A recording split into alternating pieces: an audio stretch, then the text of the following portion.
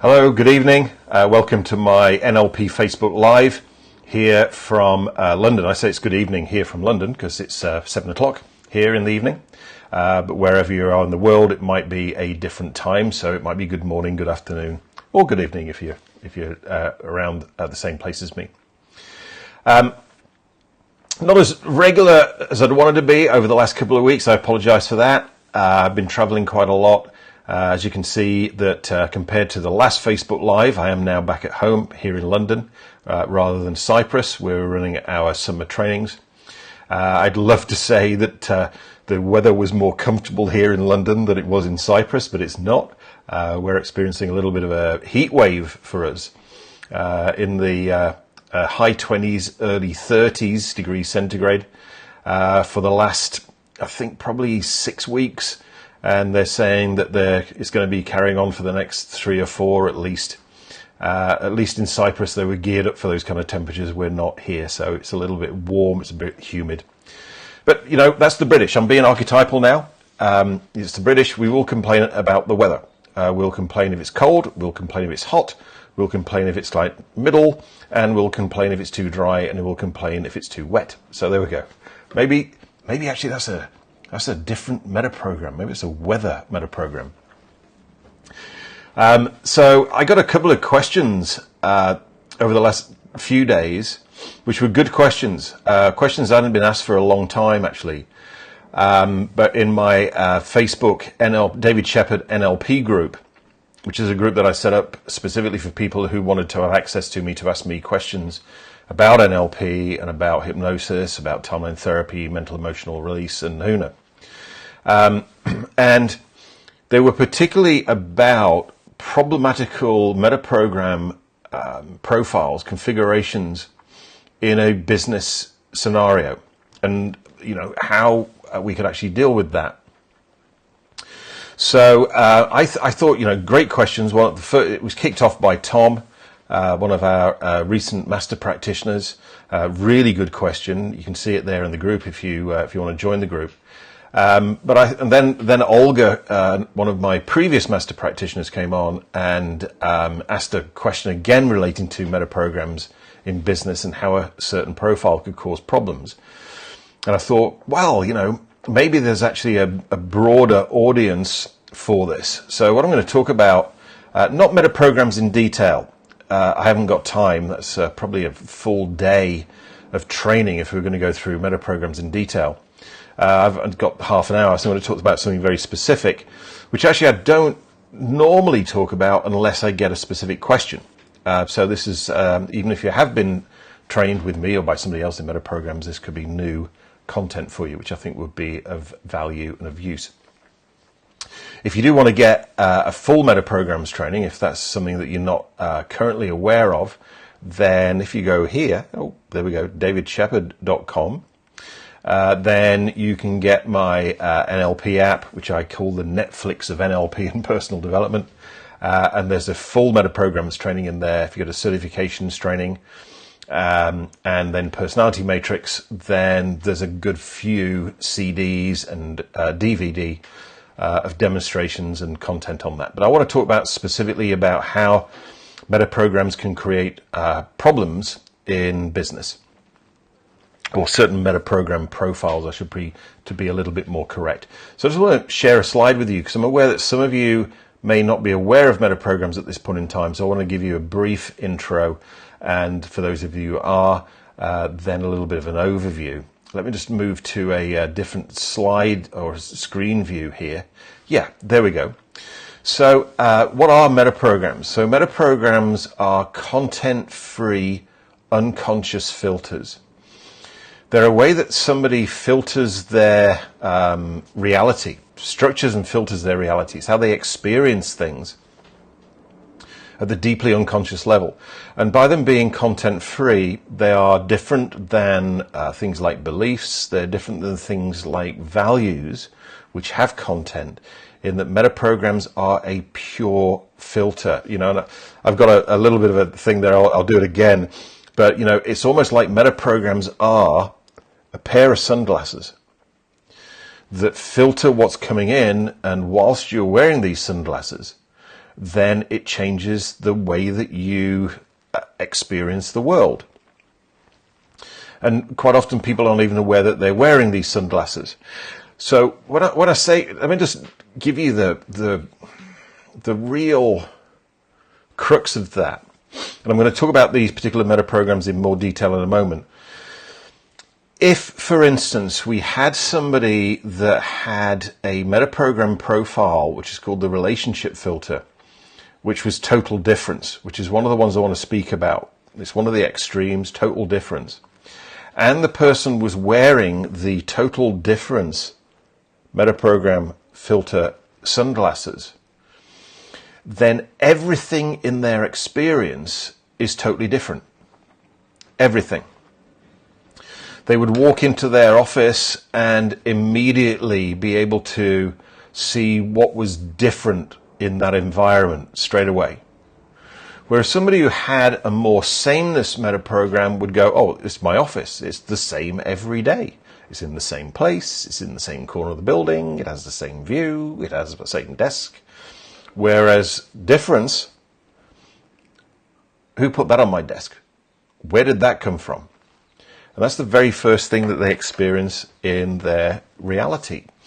So our metaprograms actually really determine how we structure the way that we represent the world to ourselves. Therefore, they're how we structure and respond to communication that's given to us in a particular way. And that's the main thing I want to focus on this evening, is how it affects our response and interpretation to communications, because that's how certain metaprogram profiles can be problematical in a business environment. And as I say, people, it is like we're wearing sunglasses, a whole series of sunglasses. When I was younger, they're not so popular today, but when I was younger, the whole craze around sunglasses was Polaroid sunglasses, which had polarized lenses in them. And the way they worked was that the lens was built out of a whole series of very, very fine lines, which were either horizontal or vertical. So if you had waves of light that were vertically polarized, and you were wearing sunglasses which were horizontally polarized, then the vertically polarized light couldn't get through the lenses. Equally, if you got lenses that were vertically polarized, but you got light that was coming to you that was horizontally polarized, then that light wouldn't be able to get through either, which is how Polaroid sunglasses work. They lost the patent, or the patent expired. So now you can actually find other makes creating polarized lenses. But one of the things is that if you use them in your sunglasses, if you use them as a filter on your camera, then you'll notice, for instance, that all of the reflection off water, like the sea, disappears, and you can see into the depths of the sea, which is how the polarizing filters work. But metaprograms are like polarizing filters. They let information through which is polarized in a particular direction, and everything else is deleted. So this is a really important thing. I'm just going to move back so we can go back to our me on screen again, whilst we just move to a different slide, because there's a particular metaprograms that I want to take you through, which were prevalent in the example that Tom gave, and also the example that Olga gave, and then I've got a couple of other examples of my own. So the thing you need to understand is that where metaprograms become potentially problematical is at the extremes. So these are extreme profiles, not the kind of usual profiles. It's important to know that metaprograms, there's no good or bad metaprogram profile. It's just the way that it is. And it's also possible to assist people in changing their metaprogram profile in case, in fact, that would tend to happen during certain situations in people's lives anyway. But the particular examples that Tom and Olga brought up were of an example of extreme metaprogram profiles. So let me just go back to the slides again. So these are the metaprograms I want to introduce you to. The first is the relationship filter. Now the relationship filter is a sliding scale. It goes from an extreme of total sameness, whereas this person has the everything's the same sunglasses on. So if anything moved, or anything changed in their environment, it would be, well, it's my house. It's always the same. They wouldn't notice that. All the way through what's called sameness with exception, which is everything's the same except that's changed. Sameness with difference equal. This is somebody that experiences the two on balance. Somebody who experiences more differences than sameness. And then somebody who experiences total difference. Now, somebody who experiences total difference, they're quite often called in NLP polarity responders or mismatchers, in that you say, it's a really nice day today. No, it's not. I've had better days. So no, it's not a very nice day today. I think it's really good, actually, where they would go to the opposite extreme. Now, in team situations where this can be rather problematical, is these people can be seen to be rather negative, is that they're able to see the problem. They will pick difference. That's the word. They will pick difference with everything. So no matter what you say, what about this? But what about this? But what about this? This was a particular example that Tom was talking about to a certain extent. So how do we deal with that? Well, a great way of actually dealing with all of these is around a pre-frame with the person in question. And so, what I would suggest is, if you've got somebody who has a difference metaprogram, is that you acknowledge them for their unique skill, because they, and acknowledge to them the fact that they see things that nobody else does. They see things that as the pitfalls of every single plan, which is more sameness, of course. So, what you would do is pre-frame with them and say, you've got a unique skill of being able to see what could go wrong with any particular program, any particular plan. So I'd like you, if that's okay with you, to utilize that in this meeting. And so what I would like to do is for you to hold fire for a while, for the entire meeting, until we've decided upon a particular course of action. Then, if it's okay with you, I'd like to utilize your very, very specific, very special skills of being able to see the downside of everything, to be able to enable us to be able to quantify those, and also to be able to build into the plan what we'd do if they were to happen. That's a great way of dealing with somebody who's total difference, who is in a particular team. Now, we can use a similar kind of situation with the chunk size filter. Chunk size filter, again, is a sliding scale, which goes from totally global, somebody who's only into big picture, doesn't want the details at all, to the other extreme of total detail, doesn't want the big picture at all. And what we have in between is the people that go from big picture to detail, and the people that go from detail to big picture. Now, a particular example that Tom was talking about was somebody that went from detail to big picture. And the most common metaprogram in the chunk size is global to specific, going from big picture down into the detail, which would be called deductive thinking. The reason that's the most common is because it's the way that we're educated, it's the way that we're taught, if you like, it's the way that is installed in us when we're kids. in that, in class we go, okay, class, we're going to learn all about, in my example, arable farming in northern Spain, and then we're going to chunk down into the detail of that. So that installs deductive thinking, going from big picture to detail.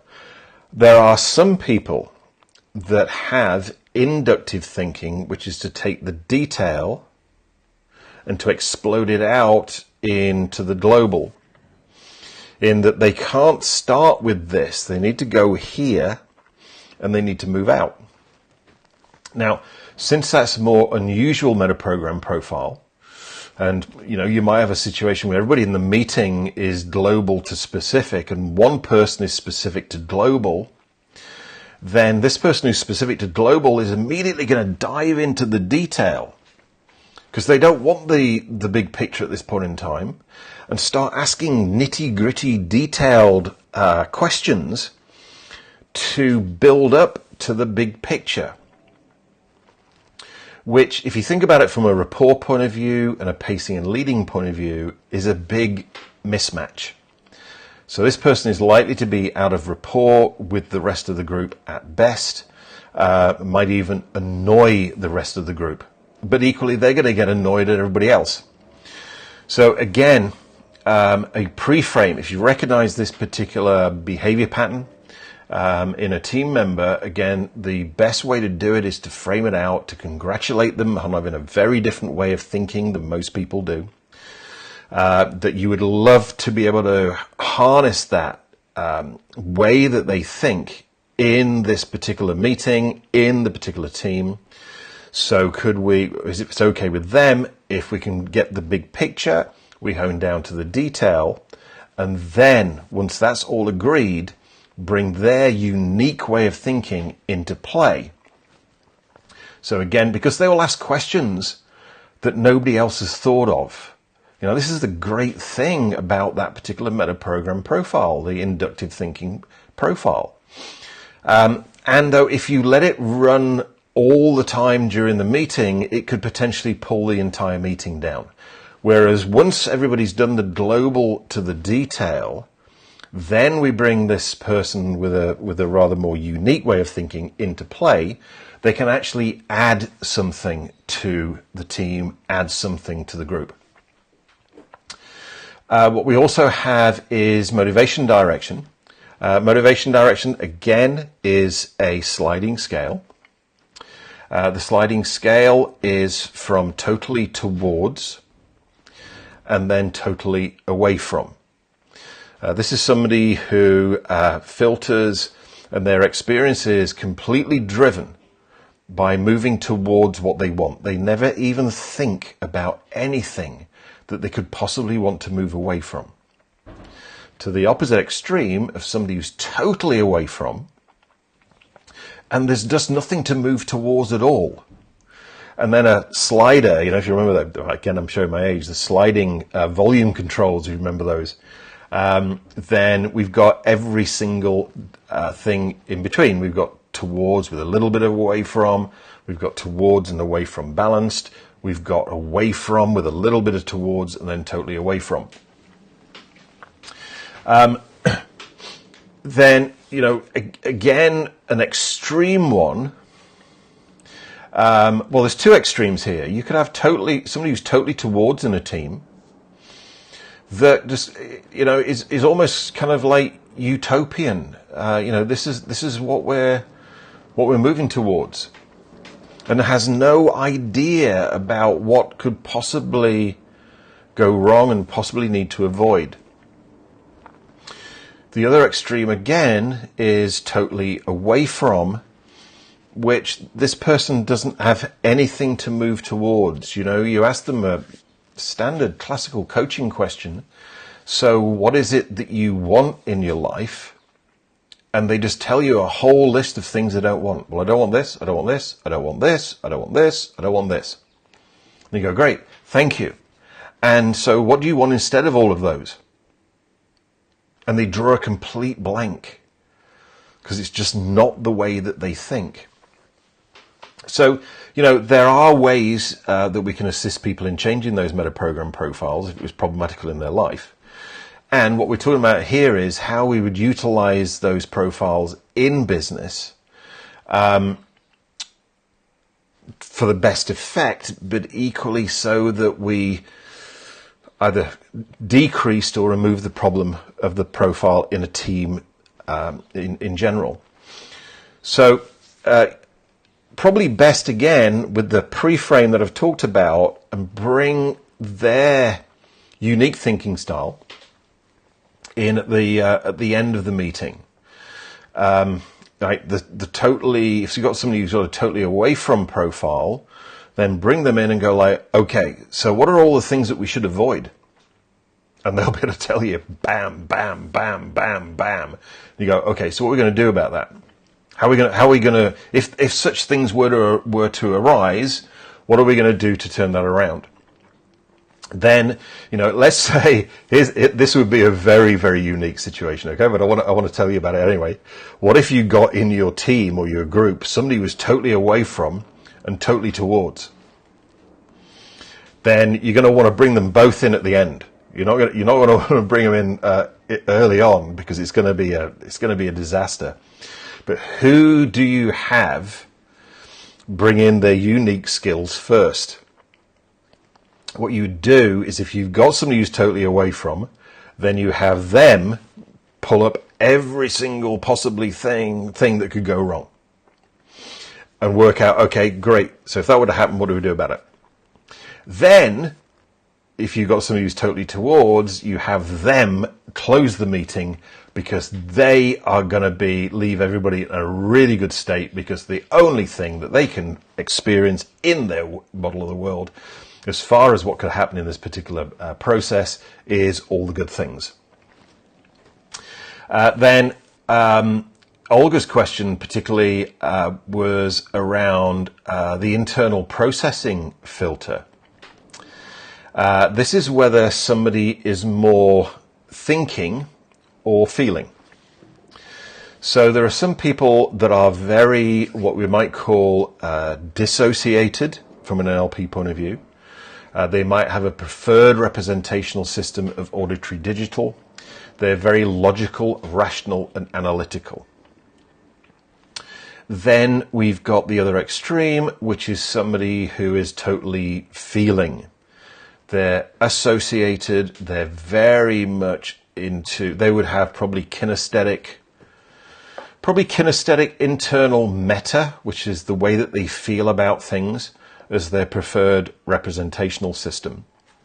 And, either of those extremes in a team can create dissonance, can create discord. Somebody who's very, very thinking could be seen as very cold, overly rational, analytical, whereas somebody who is more feeling, and to the extreme of total feeling, could be seen as being emotional and just doesn't think about anything in a rational, sensible way.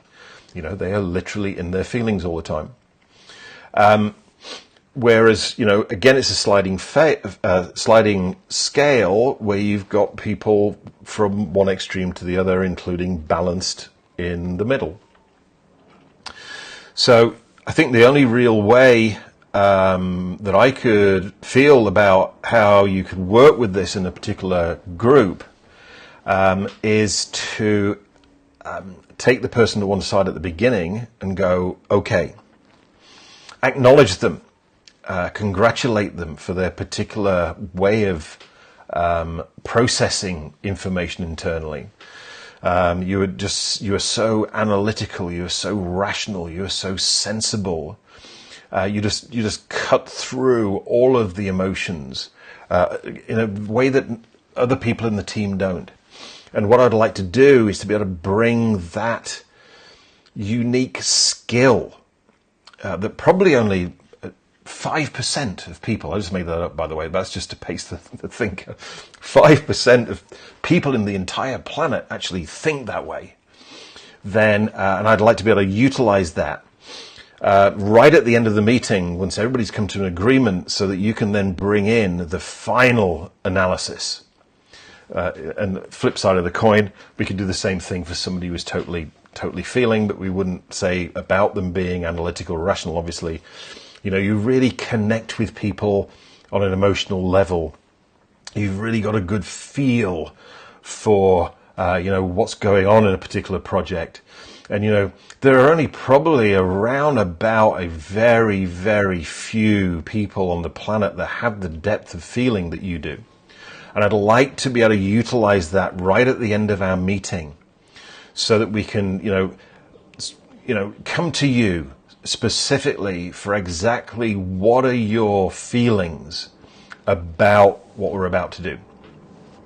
Again, it's about utilization and also about pre-framing. Then I had one of my own, which didn't come out of the questions from Tom and Olga, but I think it's a useful one to think about, which is the adaptation response filter.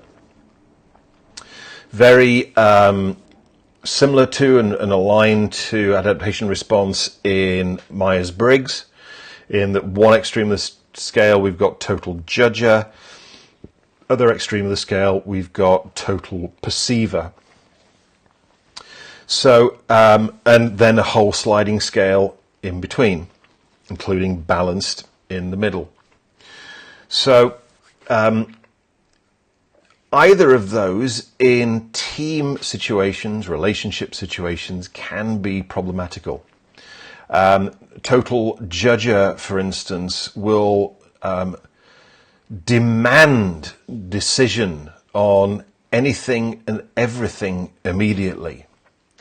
And then also demand that that decision is adhered to, even when it's not working. As in, if we've agreed on a particular plan and that particular plan of action isn't working, then the person who's at the extreme end of the judger scale would go, this is what we agreed, we are going to make it work. And so they rule with an iron rod as far as that's concerned. Whereas the other extreme, total perceiver, is very much go with the flow. So, and whereas the extreme judger demands decisiveness, demands closure, the extreme perceiver avoids closure on at every single level. Then, so they are more kind of like getting a decision out of somebody like that. Is they are averse because they've got a very high need for keeping their options open. So, even when they've made a decision, they'll then probably want to change that decision afterwards if certain situations and circumstances on the outside in their perception changes. So that's another one that can be problematical in teams, can be problematical in relationships in general. And a lot of metaprograms, as I mentioned, it is possible to work with people to change their metaprograms. That's something we do teach in the Master Practitioner training. Though,